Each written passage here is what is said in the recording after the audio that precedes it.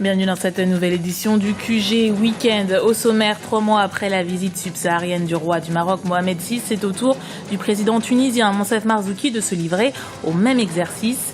Avant de quitter le Mali pour le Niger, ce dimanche, le chef de l'État tunisien a tenu à rappeler son combat contre le terrorisme. L'heure est au décompte des voix en Mauritanie. L'élection présidentielle s'est déroulée dans le calme ce samedi. Un scrutin surveillé par 700 observateurs, dont 200 étrangers. La participation devrait se situer autour de 46% d'après la commission électorale. Et puis, les sélections africaines engagées n'ont pas déçu samedi lors de leur second match de poule. Le Nigeria éjecte la Bosnie du mondial de football sur un score de 1-0. Et le Ghana est venu titiller la Mannschaft allemande avec un match nul de 2-2. Après le Mali et le Gabon, le président Monsef Marzouki rejoindra le Niger ce dimanche avant de poursuivre son voyage au Tchad. Le dirigeant tunisien qui co-présidera avec son homologue nigérien Mahamadou Issoufou un forum économique nigéro-tunisien à Niamey, la capitale nigérienne. Il faut dire que les deux nations coopèrent depuis plusieurs années dans les domaines du commerce, de l'enseignement et de la formation ou encore de la communication et les transports. Le président tunisien qui, avant de quitter le Mali, s'est exprimé sur la résurgence du terrorisme. Écoutez. C'est aussi un symptôme, le terrorisme, qu'il faut combattre militairement et sécuritairement. Ça, il ne faut absolument pas se voiler l'esprit. Mais c'est aussi, quelque part, l'échec de l'économie, l'échec de l'éducation, l'échec aussi de la religion, du moins de cette religion que nous appelons de tout nouveau. Et il nous faut revoir un peu tous nos fondamentaux pour justement en finir avec cette menace, cette vraie menace contre la paix, la stabilité, la démocratie, je dirais même la civilisation. Les électeurs mauritaniens étaient appelés ce samedi à choisir le 10e président de l'histoire de leur pays. Après le vote, chaque bureau a procédé au dépouillement et a acheminé les résultats vers la Commission électorale nationale indépendante. Les observateurs reconnaissent l'absence d'enjeu en raison d'un boycott opéré par l'opposition, mais ils décrivent généralement un scrutin calme et régulier. Reportage de notre envoyé spécial en Mauritanie, Franck Ndofina. L'heure est au décompte des voix en Mauritanie après la fin des opérations de vote. L'élection présidentielle qui a eu lieu dans le pays samedi a connu la participation de nombreux électeurs qui sont venus choisir leur président pour les 5 prochaines années.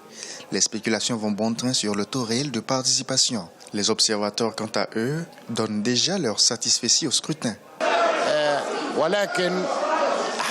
Nos observateurs ont sillonné plusieurs bureaux de vote et nos premiers constats, c'est que le scrutin s'est déroulé sans obstacle majeur.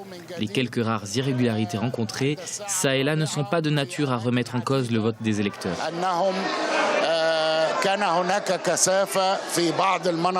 Un scrutin présidentiel qui a réuni 5 candidats, dont le président sortant Mohamed Ould Abdelaziz, 2 figures de l'opposition modérée, un leader de la lutte anti-esclavagiste et une femme candidate indépendante. Beaucoup s'attendaient à bien plus pour une véritable compétition. Sur le déroulement, il n'y a pas grand-chose à dire. C'est-à-dire que, du fait peut-être qu'une bonne partie de l'opposition démocratique a boycotté le scrutin, a fait qu'il n'y a pas d'enjeu majeur. De mon point de vue, il n'y a pas de tension, tout se passe plutôt calmement. Je crois que ce qu'il faut surveiller, c'est peut-être le taux de participation, pour voir si le mot d'ordre lancé par l'opposition a été suivi jusqu'à quel degré. Le taux de participation ainsi que les résultats provisoires du scrutin seront rendus publics dimanche par la commission électorale. Après le décompte des voix par la CENI, le Conseil constitutionnel sera appelé à proclamer les résultats définitifs au cours de la nouvelle semaine qui démarre. Eux aussi se sont rendus aux urnes ce samedi. Les Libyens de l'étranger peuvent jusqu'à lundi voter pour la constitution du Parlement. 11 000 Libyens dispersés dans 13 pays, dont l'Égypte et la Tunisie, précéderont leurs concitoyens en Libye qui voteront, eux, à partir du 25 juin. 200 sièges de la Chambre des représentants, dont 32 réservés aux femmes, doivent être renouvelés. L'institution remplacera le Parlement intérimaire actuel et aura pour mission d'organiser les élections présidentielles, soit le premier scrutin depuis le soulèvement populaire de 2011. La fièvre hémorragique virale Ebola se propage en Afrique de l'Ouest. Elle a déjà causé la mort de 337 personnes. Des décès survenus dans 3 des 4 pays membres de l'Union du fleuve Mano, à savoir la Guinée, le Libéria et la Sierra Leone. Aussi, les professionnels de la santé se sont rassemblés en Guinée pour trouver des solutions transfrontalières et endiguer l'épidémie. Plus de précisions avec ce reportage de notre correspondant en Guinée, Mohamed Lamine Solano. Les professionnels de santé de l'Union du fleuve Mano se mettent ensemble pour trouver des stratégies harmonisées de lutte contre la fièvre hémorragique virale Ebola. Un plan d'action intégré prenant en compte la dimension frontalière du contrôle de la fièvre hémorragique sera mis en œuvre dans les jours à venir. Des mesures qui devront gagner l'adhésion des populations. Pour sauver des vies dans la sous-région aujourd'hui, nous devons communiquer. Pour cela, nous devons harmoniser les stratégies dans les différents pays. Nous sommes en train de voir comment le faire à travers les diagnostics et comment lutter contre la fièvre Ebola dans nos pays. L'épidémie se propage dans les pays de l'Union du fleuve Mano. Au total, 337 décès sont à ce jour enregistrés en Guinée, au Libéria et en Sierra Leone. La Guinée elle seule compte plus de la moitié de ces cas de décès. Sur 254 cas d'Ebola, 156 décès sont enregistrés sur tout le pays.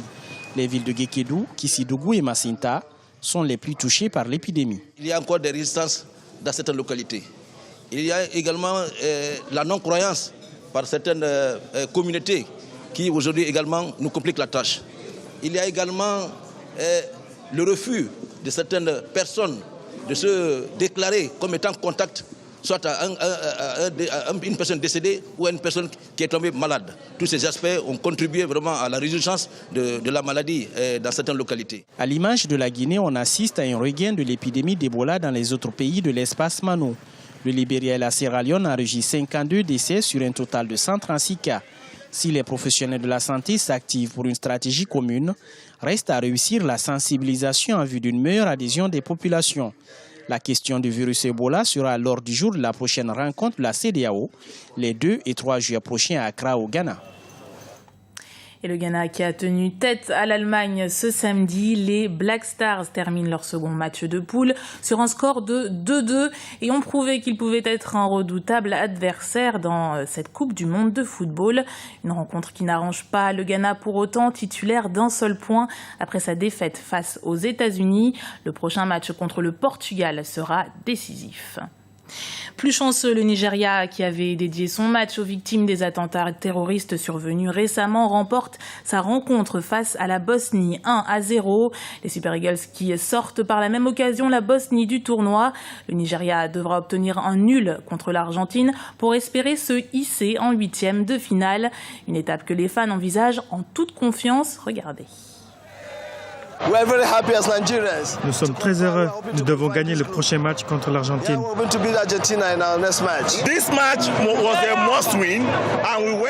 Ce match était parfait. Nous sommes allés de l'avant et nous avons gagné. Je crois que nous pourrons gagner le prochain contre l'Argentine. Et pourquoi pas remporter la Coupe du Monde? Je lance les paris. Ce dimanche, au tour des Fennecs d'affronter la Corée du Sud à Porto Alegre à partir de 19h GMT. La dernière fois que les deux équipes se sont rencontrées, c'était en 1985, en match amical au Mexique. L'occasion pour la sélection algérienne de faire oublier sa performance face à la Belgique lors de son premier match et de rompre une série de 7 matchs sans victoire en Coupe du Monde. C'était le journal de la rédaction. Merci de l'avoir suivi. Retrouvez dans un instant une nouvelle édition du QG Weekend sur Africa 24.